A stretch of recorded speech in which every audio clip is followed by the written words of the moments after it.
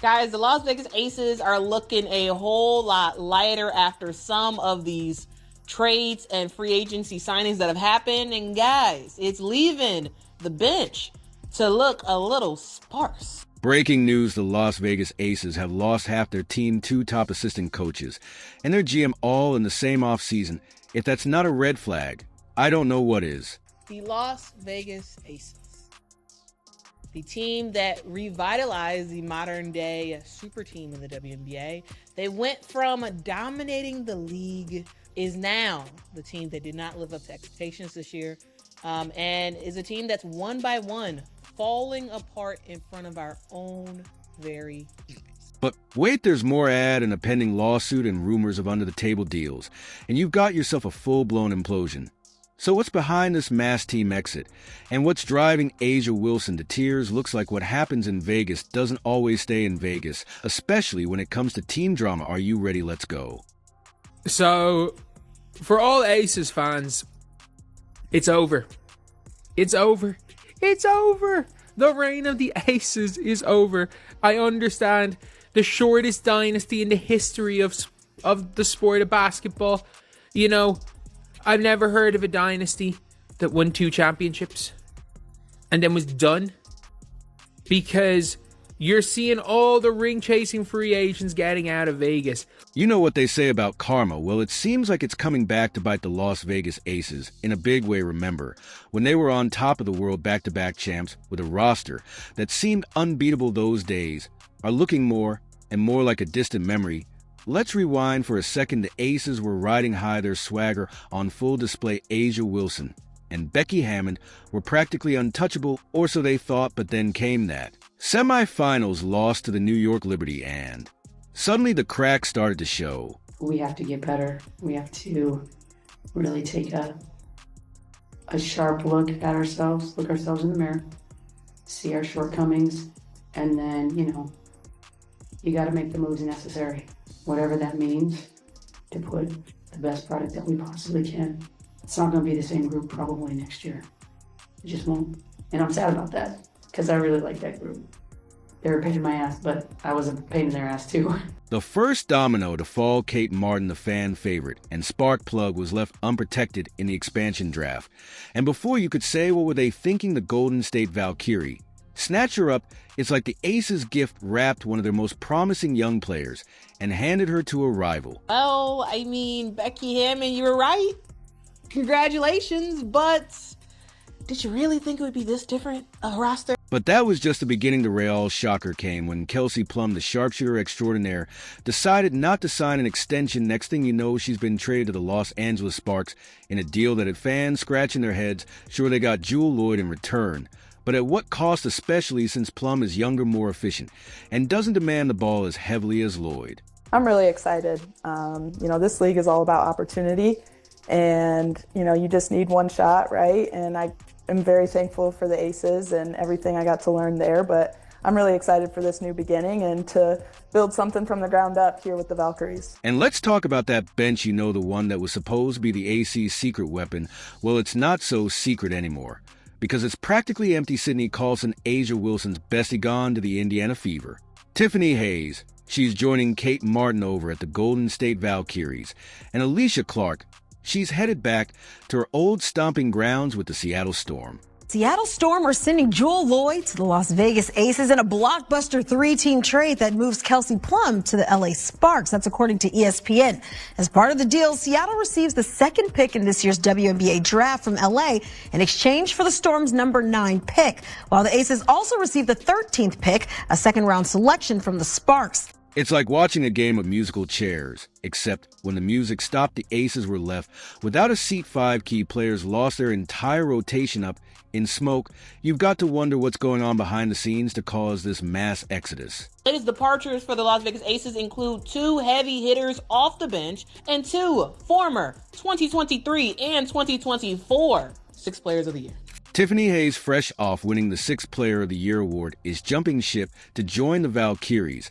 This isn't just any player leaving. We're talking about someone who averaged 9, 5 points, 2, 8 rebounds, and 1 assist per game last season. and is showing she still got it whenever she's playing unrivaled. Hayes was a crucial signing for the Aces when she came out of retirement, and now she's walking away. It's like watching your key player take their ball and go home, except in this case, they're taking their ball to a whole new team. Let's start with Alicia Clark. According to Ramona Shelburne of ESPN, the Aces wanted to bring back Alicia Clark, but when Seattle came a-knocking, Alicia was like, you know what? I would love to go back to my WNBA home, which is Seattle. Now, guys, if y'all don't know, Alicia Clark won 2 titles with the Seattle Storm in 2018 and 2020, and now at 37 years old, she is looking to bring her 3-and-D game back to Seattle. And let's not forget about that semifinals loss to the Liberty. It wasn't just a loss, it was a wake-up call. Kels Plum, Jackie Young, and Chelsea Gray, the Aces' offensive powerhouses, combined for a measly 28 points. That's not just a bad day, that's a red flag waving in your face screaming. That's something seriously wrong with your scoring strategy. You want numbers? Let's talk numbers. The Aces have lost approximately 40% of their scoring output from last season. That's not a dip, that's a nosedive. It's like watching a high-flying circus act suddenly realize they forgot to put up the safety net. So, what's driving this mass exodus? Is it the rumored locker room tensions, the whispers about Wilson's ego getting too big for the Sin City? Or is it something deeper, a rot at the core of what was once the WNBA's model franchise? Then, of course, there is Tiffany Hayes, who, guys, Tiffany Hayes was not even supposed to be in the WNBA last season. She had actually retired in the offseason of 2024. One thing's for sure, this isn't just a bump in the road for the Aces, this is a full-on crisis. They're not just losing players, they're losing their identity. The dynasty that seemed unshakable just months ago is now looking about as stable as a house of cards in a Vegas windstorm. And how is Asia Wilson taking all of this based on her social media? She's in tears. You've got to wonder, is this karma coming back to bite them? All that swagger, all that arrogance, all those moments of rubbing their success in everyone's faces. Maybe the basketball gods decided it was time for a little humility lesson. Just when you thought the Las Vegas Aces couldn't sink any lower, the real drama was unfolding behind closed doors all along. Remember when their front office was the envy of the league? Well, now it's more like a ghost town.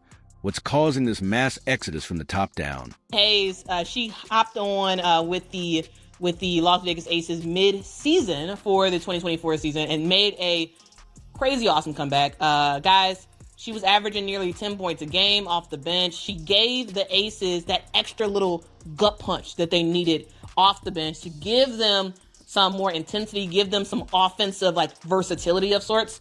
She's one of those players that Tiff Hayes can get to the basket. Tiff Hayes, if she has the basketball in her hands, she can kind of do whatever she wants with it. And you're not really going to really be able to stop her. Let's start with General Manager Natalie Williams getting the boot. The official reason of vague front office restructuring. The harsh reality months have passed.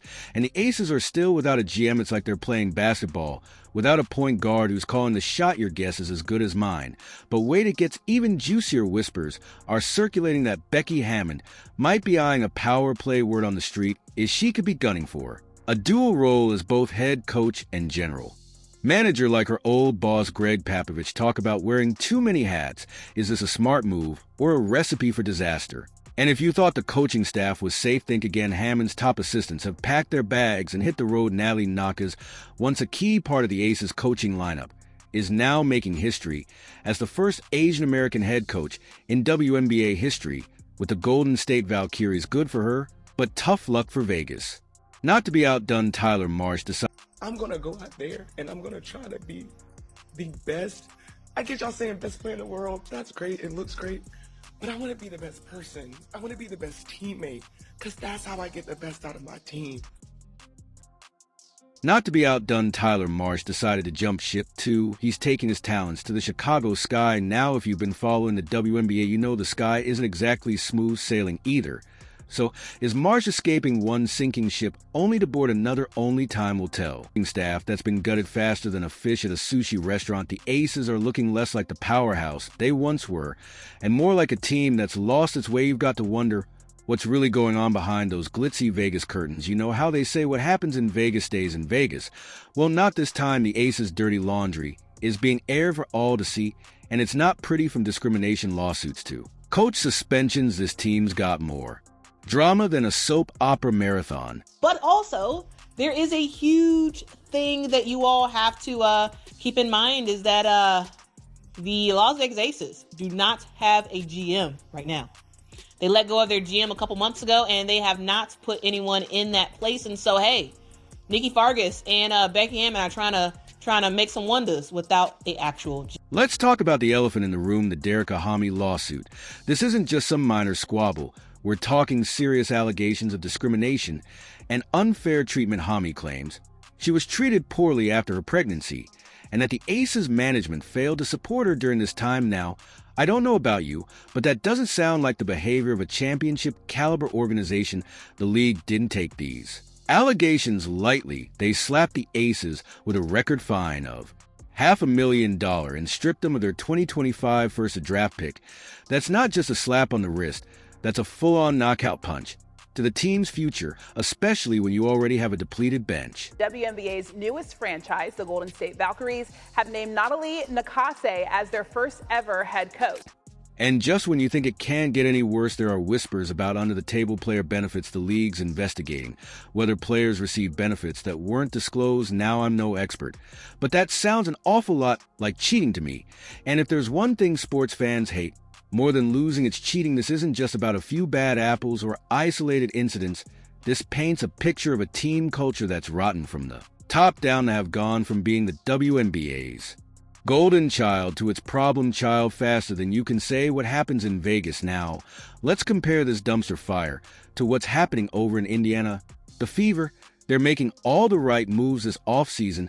They're not just changing players, they're overhauling their entire organization. Chicago, as we just said, has Tyler Marsh as their head coach. After years of rebuilding, the Fever's resurgence is being strategically orchestrated by a bolstered front office. The return of Kelly Krakoff as team president, known for her influential role in shaping Indiana's past successes, set the tone for a transformative off-season. The addition of league insider Amber Cox as general manager further reinforced their commitment to excellence, bringing in a sharp mind with extensive knowledge of player development and team building. And to top it off, they convinced Stephanie White to come back as head coach, bringing her championship experience back to the franchise she played for and originally coached. That's a front office dream team right there. He was also an assistant for the Las Vegas Aces, so that's caused a lot of back and forth because they've had two now assistant coaches leave.